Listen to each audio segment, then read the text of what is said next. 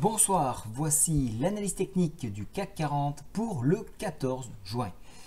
Alors aujourd'hui, il y a eu beaucoup de mouvements et on a eu un gap qui s'est comblé sur le CFD, qui s'est comblé à un point près. Donc on ne va pas en tenir compte. On voit si je me place ici, il y a trop peu d'écart pour vraiment en tenir compte. Avant d'attaquer plus en détail, voici le calendrier économique. 6h30, la production industrielle au Japon. 11h, production industrielle, mais cette fois-ci sur la zone euro. 14h30, les ventes au détail aux US. Alors ça sera en mensuel. Maintenant donc revenons sur ce graphique, on va l'étudier en journalier et en hebdomadaire. Alors pour commencer, je vais passer par l'hebdomadaire de façon à avoir une vue globale de l'indice. Alors je clique sur journalier, je fais un petit zoom ici pour voir quelque chose que je souhaite mettre en évidence, c'est-à-dire un éventuel croisement de la moyenne mobile 10 sur la moyenne mobile 20 ici. Donc demain matin ou la semaine prochaine plutôt, on devrait avoir ce croisement. Alors s'il y a un évitement de croisement, on devrait repartir d'un coup vers le haut. Donc ça c'est à surveiller bien évidemment. Donc à savoir si d'ici la fin de la semaine, on va avoir une confirmation d'un mouvement baissier.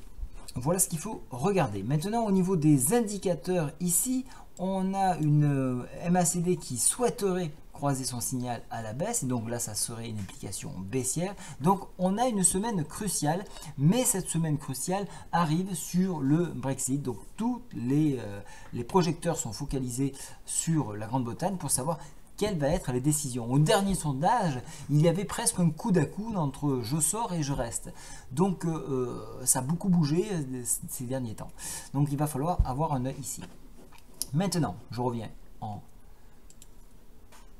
journalier. Je fais un zoom ici. Alors vous retrouvez encore une fois de plus donc cette oblique ici. Le PTI hebdomadaire et journalier, je l'ai réactualisé puisque nous attaquons une nouvelle semaine.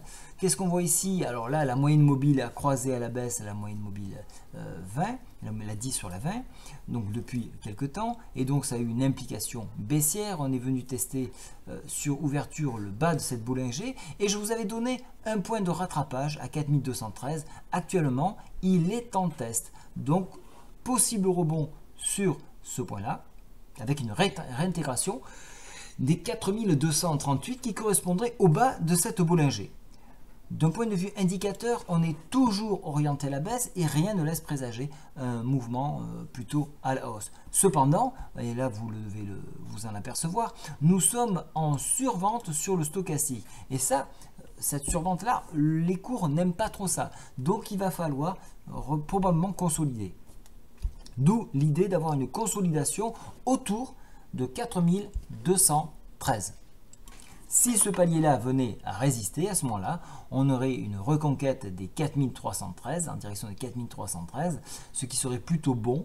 Et au point de vue, au vu des indicateurs qui sont trop en survente, c'est plutôt le scénario que je privilégie, c'est-à-dire un rebond technique 4213, direction 4313. Par contre, si on venait à enfoncer 4213, alors là, ça serait plus l'analyse hebdomadaire que je vous ai montré précédemment qui prendrait le dessus. Et là, on aurait une descente assez brutale en direction des 4059.